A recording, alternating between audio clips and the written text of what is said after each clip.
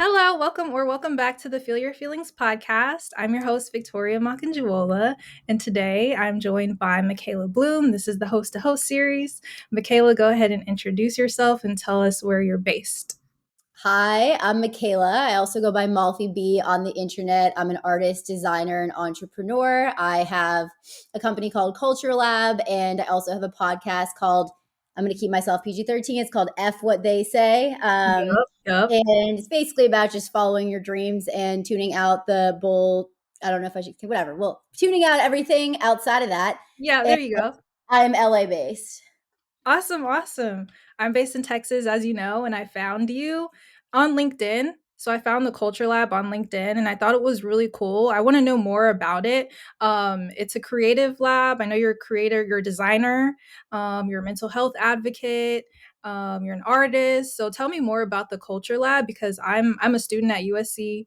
And I'm studying design, business, and technology and found your page. So let us know more about what that is. So Culture Lab is a cultural innovation lab. Basically, I started it in response to creative agencies, which creative agencies are the middleman between major brands and content creators. And I've represented and exclusively managed, non-exclusively represented, and worked with content creators for the past 4 years. So I was working a lot with creative agencies. Basically, it was the same cookie cutter thing over and over again, and there was no creativity. And as a creative myself, I saw a space for really purpose driven, intentional driven creation, working with brands in a meaningful way to actually start conversations and make impact. And I'm definitely very Gen Z value forward, and mental health, sustainability, diversity, inclusivity, innovation are just some of our key pillars. Yeah. Can you tell us some more about this art behind you? I'm looking at the kind of like the graffiti wall behind you. It says like Yeah, self-hate so is dead. Did you do that? I am a street artist, and that is Mhm. MALFYB is my street art name. And I didn't even know you needed to have one of those. When I lived in New York City, some guy stopped me on the street. I had a painted jacket. It had a meatball sub. I had painted on it the night before, and he was like, "Can you put that on a canvas for 2 days from now?" And I was like, Oh, "I snap. guess." And all of a sudden, my art was up next to like pretty prolific New York City street artists, and I was like, I can't just go by Michaella Bloom. I need a name. So Right. yeah, that's how that happened. It was my Spanish name. I'm not Spanish, but I took Spanish in high school, and it was I was called Mafalda in my Spanish class. You know, when you get your like given name. Yeah. So I was Okay. Mafalda, and my friends just like loved that and would just call me Malf. And I didn't like Malf, so I decided to add a Y to it, and then that became Malfy B. Yeah, MALFYB. I know that's your Instagram handle, right? Malfy. Yeah. Okay. It's my alias basically. Nice. Nice. Alter ego. So this episode is really tailored to be about that one word, audacity. So what does audacity mean to you? Well, I think Audacity, it's twofold because in my mind, I think of it as a very positive thing. And I've definitely been called audacious since I was a 4-year-old. Like I've always had a very strong opinion and would always not be afraid to tell my mother no. I'd always ask the question, why? I'd be like, Mhm. why? What's the explanation behind that? When I was 4, I would challenge authority. I've always challenged authority. So audacity to me is not being afraid to take risks and going outside your comfort zone and not just listening to the prescribed path of society and just kind of like tuning out all of that and listening to yourself. The twofold definition is you could look at audacity in a negative way. I feel like there's a lot of rhetoric around dating and men having the audacity. And Yeah. I don't really use it like that. Occasionally I do when it's like when he's just done something absolutely outrageous. So it's like, how Mhm. does he have the audacity? The Yeah. audacity, for the most part, I think of it as a very positive thing. That's really good. I feel like audacity is my word of the year. And I say that because I tend to be pretty introverted and someone who kind of holds back a little bit out of caution, out of fear of being perceived. But that's something that I'm really trying to break out of this year. Like I am naturally nervous, but I feel like having audacity in a sports sense is like playing offense rather than defense. So offense meaning that no one's really going to like push me out of my comfort zone. I can't really wait for someone to be like, go do it, go get out of there. Like sometimes I have to be that person to be like, I gotta like, I think I should do it. I may not be qualified, but let me do it anyway. Let me go for it anyway. Let me test the waters. So Well, we that's have what to that do it. You have to do it for yourself because at the end of the day, absolutely. it's literally you versus you, and no one's going to do anything for you, which is a good thing. It's a good thing because actually no one's judging you harder than you're judging Mm-hmm. yourself. So when you're afraid of how you're going to be perceived, it's like, well, Yeah. actually no one's going to judge you harder than you are to judge yourself. So if you think that you suck, then like no one's going to Mm-hmm. think you suck more than yourself. Yeah.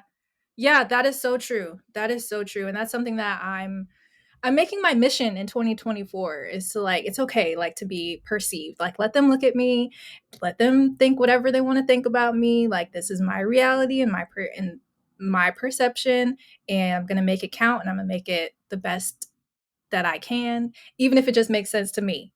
Well, and So, people perceive you how you perceive yourself. And something that like I think a lot about is like the whole fake it till you make it thing. That's definitely some yeah. early Let's talk stages about of my that. career. I Yeah. definitely subscribed to that. Like I would walk Mhm. into the room with Audacity, even though I had no idea what I was doing. But I would just show up. I remember I was an assistant. So my first job in the music industry, I was an assistant and I had to fill in for the COO. His assistant was out, so I became his assistant for like I think it was a week. And he was a really scary man. Like he was intimidating. He was really smart. I looked up to him, but he was kind of like he was scary. Yeah. So I get a call, and he basically said like never interrupt me unless it's an emergency. And there was like a list of a few people that like if this person calls me, then like you need to get me out of the meeting no matter what. So I went down into this like huge boardroom meeting, and I was like, hey, like Tom, need you now. And it was like I was so scared, and I was like, you know what, I gotta just go in the room and just grab him. He said to get him if I needed to, so I'm not gonna like sit here and wait.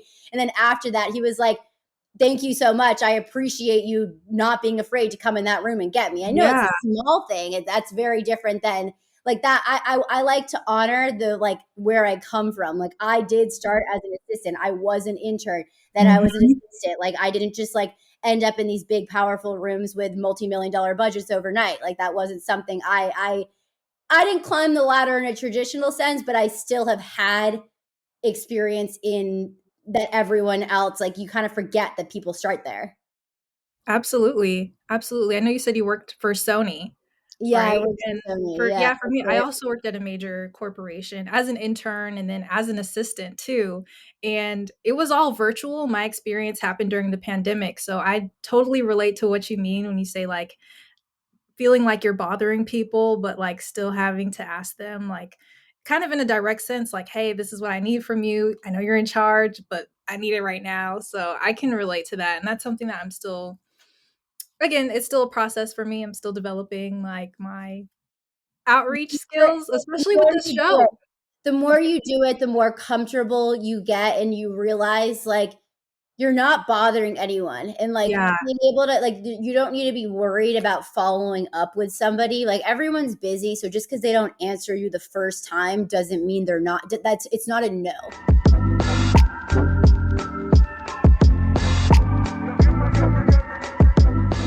Unless they Yeah. give you a hard no. It's not a no until they say no. So if you don't hear from somebody, don't be afraid to continue following up until you have a response. And if you just never get a response, check in every 2 months then. Yeah. Yeah, absolutely. There's people that I want to reach out to for this podcast and like just getting over that. I'm just going to reach out to them. Like I'm really just going to reach out to them. Send them a cold email like that's what That's how we podcast I built my that's what we entire business. podcasters do. Like what's her name? The one who interviewed Drake? Oh, Um I'm forgetting why I'm yeah, you we uh, know she's in the bed, you know? yeah, whatever They his name is. yeah.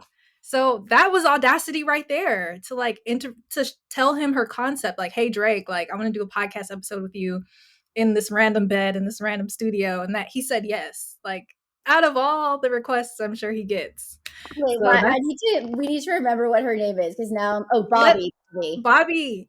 Yeah. Bobby Altoff. I don't know how true that story is, if we're being honest. It all felt very contrived and very like Mhm. it felt music industry planty. Like she feels granted, I know she has been having a social media presence for a while, so she's not necessarily, it's not like she's like an immediate industry plant kind of thing, but I do Mhm. feel like someone powerful in the music industry caught wind of her and then like helped develop this. Like I don't think it was hard cold outreach to Drake that got that done. It could be, but I don't think I believe I it. know, it did seem a little bit pre A pre little, yeah, it's a yeah, little in the bed too. All that's like it's just too scripted, and it's yeah. strange. You can just like show up at someone's house, like that's just not.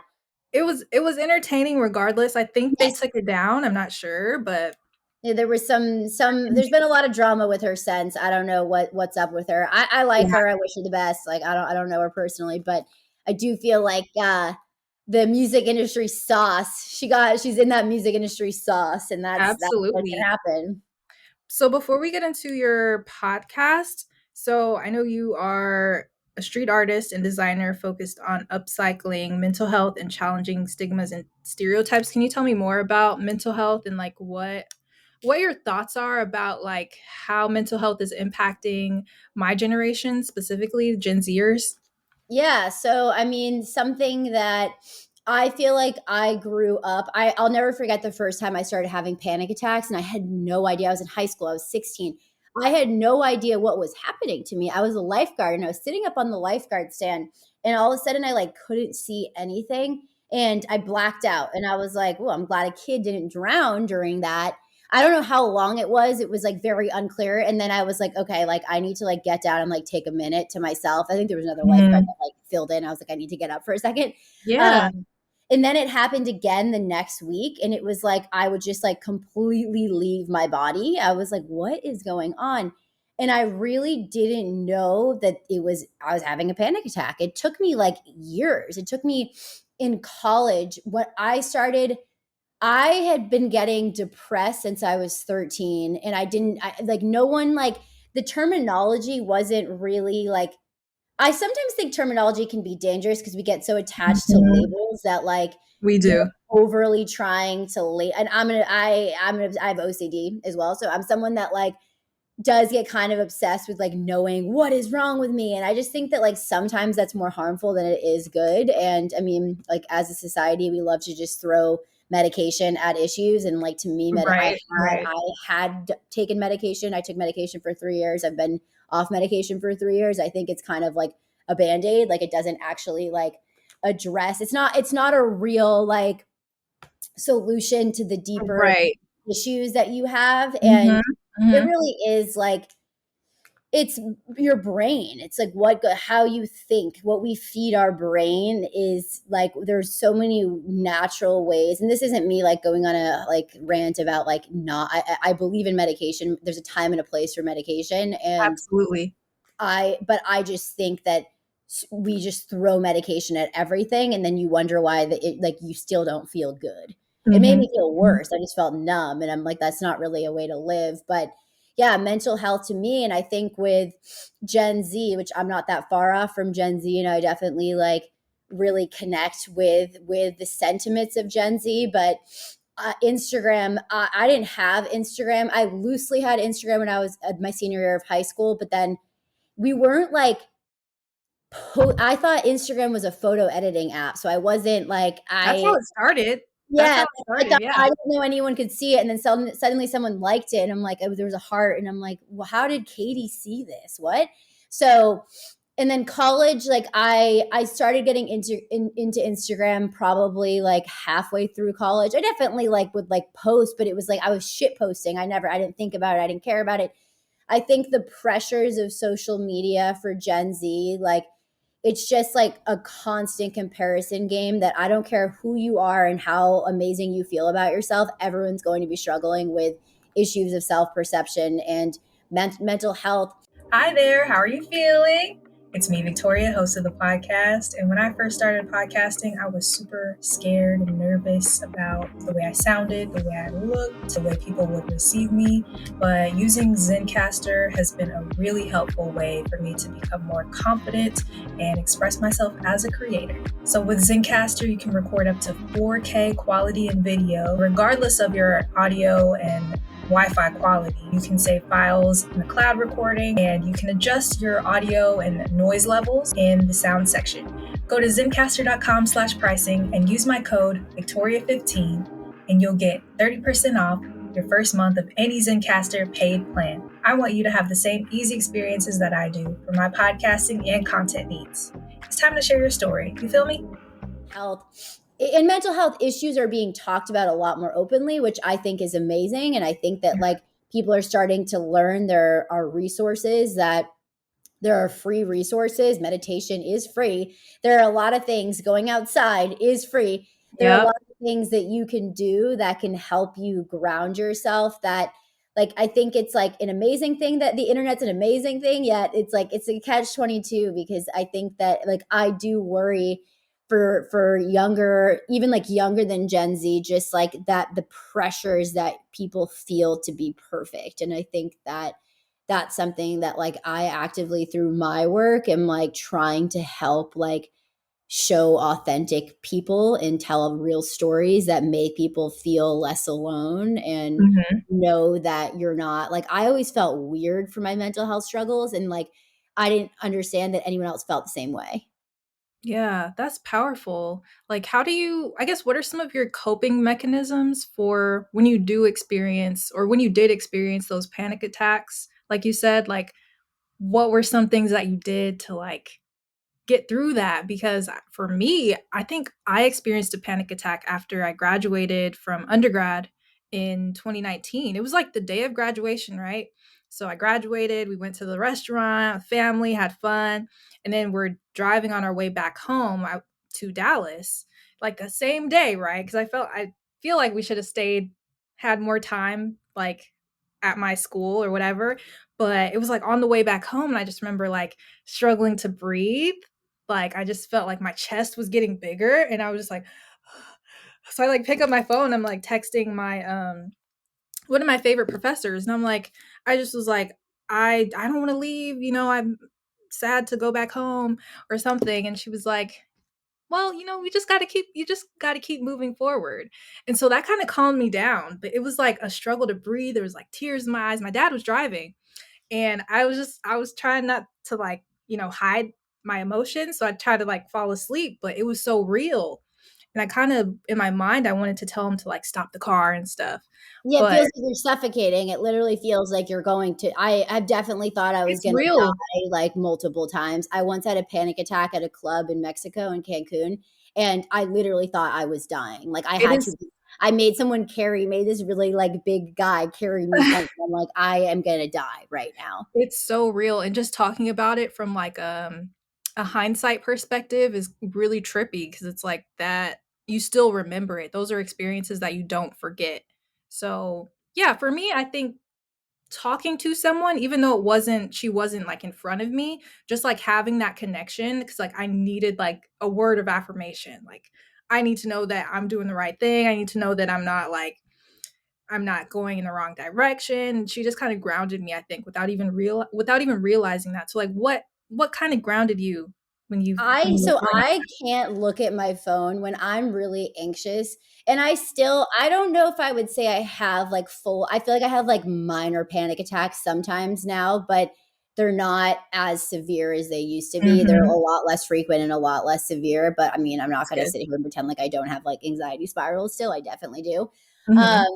but my phone definitely makes it all worse. So for me personally, like I'm like, get off my phone. I think I don't know like what technique this is, but it's like you're supposed to identify your like you use your senses to ground yourself. So it's like naming the five things that 5 you things can you can see, see. five things you can smell and touch, Yeah. and like even like touching Mhm. things, I like fabrics because you can touch things, and it's like just bringing you into like back into your body, because it's very like you're in your head when that's Mhm. happening. So it's like trying to find things that can bring you down to earth. And music is definitely very helpful. Water, like putting water on your face is really, I take baths, but like I just try to keep my like, and I'm like a very like anxious and stressed person. So I have to find ways to like get my level, my base level lower. So I'm just calmer, that when I do have those moments of like absolute panic, they're not as dramatic as they used to be, because I have like integrated things into my life every single day, like meditation, breath work's really good, Yeah. journaling Breathing. really good, breathing. Yeah, breathing. That's the whole thing. You're not breathing. I was talking to Yeah. a friend the other day and I was like passionate about something. She's like, "Did you not take a breath for that entire like rant you just went on?" Yeah, I don't think I did. She's like, "Can you take a breath now, please? Like, you're making me nervous." I'm like, "Okay." And I find that I remember when I worked in the corporate world, I would be like sitting at my desk, not breathing. And like sometimes it still happens to me that I'm like in bed and I'm anxious trying to fall asleep. And I'm like, okay, just breathe. Why are you not breathing right now? Right. It's like, why are you like Yeah. curled up in a ball not breathing? Like that's gonna just make everything worse. Like I think breath is really the like core of grounding yourself. Absolutely. I'm taking this new mindful class at USC. It's a free course, and I love their whole program. And literally, the last class we took, we just sat and we just were breathing like on Zoom. But she was just like, close your eyes and then breathe in, breathe out, breathe in, breathe out. It was just like a 20 to 30-minute space of just monitoring your breath, Yeah, it's and then really like putting your it's hand on your really chest, helpful. Yeah. like a grounding exercise. And I'm like, yeah, that's something that not a lot of people I'm sure do every day or have time to do because of the grind and the work schedules that they have. So If that's you super can make important. 5 minutes, like everyone has 5 minutes that you can do. I also like tapping. I think it's an emotional, I think it stands for like EFT tapping, emotional freedom technique. So you like tap through like it's acupuncture pressure points. So there's like here, you go here, the top of your head, here, here, and you like say like you basically like work through what you're feeling. So like even though I'm feeling anxious right now, like this does not make me a bad person. Mhm, I may be mhm, feeling anxiety about money right now, but this mhm. is just how I'm feeling right now. And like, I forgive myself in this moment. And you kind of just like go through it rather than trying. Like, I used to try to like skip the feeling, like when it was a quote unquote Yeah, negative feeling. I don't really believe in like positive and negative anything at this point. Like, I don't think any things only mean when you give things meaning. So when you assign it negative, then it is negative. And I used to like feel like I couldn't feel negative feelings. Like I thought I shouldn't be sad, I shouldn't be angry. And I think that's part of like that's like society for women, that we're taught like you're not supposed to get angry. And that's something that like I remember like I feel like when I was younger, like my mom, or not my mom, but just people around me would like almost like shame me if I like was showing like strong emotion. And I'm like, well, like so then I started suppressing my emotions because I yeah. was shamed when I was Excuse so me. any Yeah, like anger or like really excited. People would be like, you're loud. And I would be shamed for like outward displays of like energy, really. absolutely. I can relate to that. I was a super expressive kid. There were some vivid moments. I remember one time, like these girls were singing, and I thought they were singing badly, but I remember I just remember shouting out like, "Y'all stay." Like, this was me as a kid. And then I remember getting in the car because I was with my family and my parents, and they were like, "What did you just say? What did you just say?" And we passed by them and I was ducking. But it's one of those memories where I'm like, where did I get that from? Like, was that me?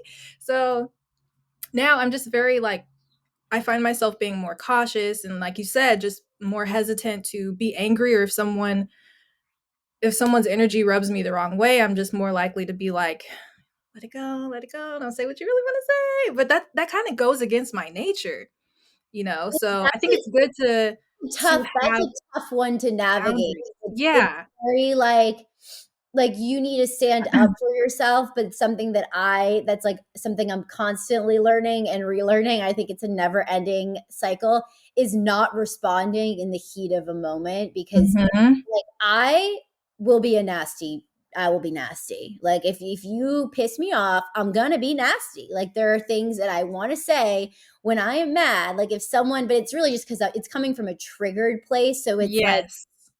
like Right. one of my therapists, I've had like different therapists that have worked different periods of times. That I feel like my therapist I had for the longest time, I think it was like 6 years, when I lived in New York and then moved to LA. She would say that like behind your anger is sadness. So it's like you kind of have to like and sometimes it's impossible to not respond in the moment, but it's like I have learned when possible to not respond when super emotional, because that like it's not, you're not coming from a clear place and you might say something that you don't You really, you regret. mean it in the moment. Like I used to like be very reactive and just be like, that's just me, like that's me, Yeah. take it or leave it. But then I was like, that's a side of me that can get me into trouble, and it's not that I'm like dimming who I am, it's like learning to like recalibrate so that Mhm. I can be balanced, having a balanced response Balance. rather than just a totally reactive. Like I used to just like run my mouth because I felt like it, and it's like, trust me, I still want to run my mouth half the time, but I'm like, I'm it's not going to actually like serve me. This isn't Yeah. gonna you when you're reactive, your message sometimes gets lost in the tone. Like my mom always says, my tone. Like watch your tone, because I will be like, I give attitude. I have an attitude. I think that self-awareness is so important, and having people around you that can tell you about you, because there are people are our mirrors, like our parents, our friends, our sisters, like whether we realize it or not, they can tell us like if we're acting out in a certain way or if we need to like be better at something. And I've had my family be my mirrors at multiple points in my life that I needed, because I who knows if I would have kept telling people what I thought about them when I first it would have been good. Sometimes you still do need to let people know, but you have to let people know, like give it a little time before letting them know. Like there's Right. ways to let people know that it's like you let them know how it's not like saying you're a bad person and you're selfish. It's more like, I feel this is how I feel when you do this. And it's like not Yes. blaming, it's not like putting the full blame on them. It's more so just like sharing how you feel.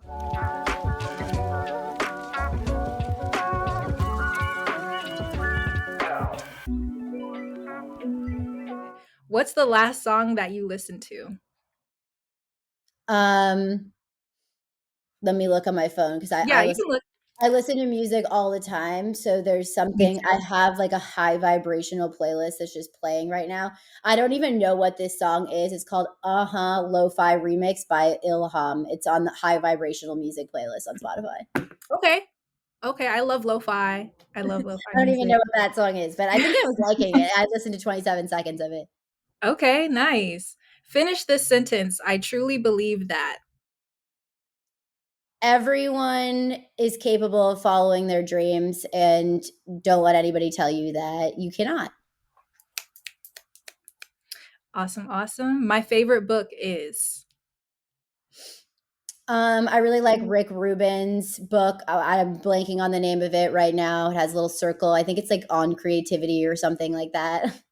Okay, okay. Highly recommend it to any creative person. Nice. All right. In 2 words, I would tell my younger self to In 2 words, um, keep breathing. Me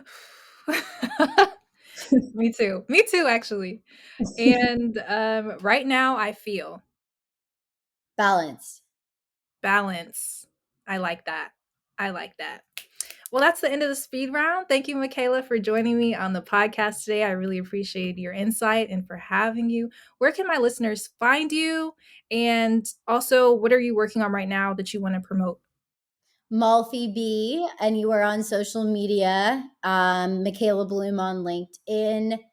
I am going to be dropping new pieces from my collection. All of my art is for sale as well. These canvases behind me. I'm open to doing walls, being commissioned for walls and art. And I am I have the space for one more big project consulting with brands this year. So, I mean, maybe more than one project, but one at this, like in the next like 3 months, I have room for one more big brand project. Yeah.